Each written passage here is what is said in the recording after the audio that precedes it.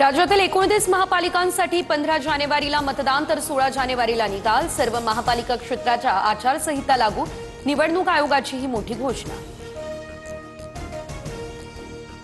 येत्या 2 ते 3 दिवसांमध्ये ठाकरे बंधूंच्या राजकीय युतीची घोषणा होण्याची शक्यता। काँग्रेसशिवाय ठाकरे बंधूंची युती जाहीर होणार असल्याची माहिती। मारहाण करणाऱ्यांचं समर्थन करत नाही काँग्रेस। मुंबई महानगरपालिकेची निवडणूक स्वतंत्र लढणार। मनसेसोबतच्या युतीवर काँग्रेसच्या वर्षा गायकवाडांची स्पष्टोक्ती। मुंबईची जनता आम्हाला कौल देईल, गायकवाडांचा हा दावा।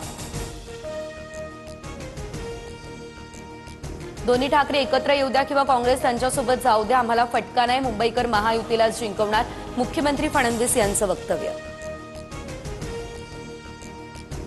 जास्तीत जास्त ठिकाणी भाजप शिवसेनेची युती असेल। पुणे पिंपरी चिंचवडमध्ये भाजप राष्ट्रवादी समोरासमोर लढताना दिसेल।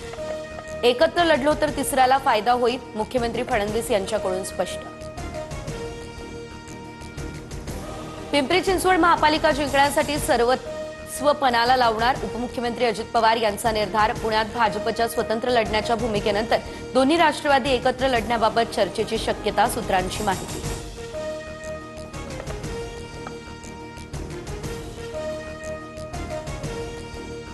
प्रकाश आंबेडकर यांचा आशीर्वाद असतील तर शिंदे पुन्हा मुख्यमंत्री होतील। मंत्री गुलाबराव पाटील यांचा आंबेडकरांच्या वक्तव्याला दुजोरा।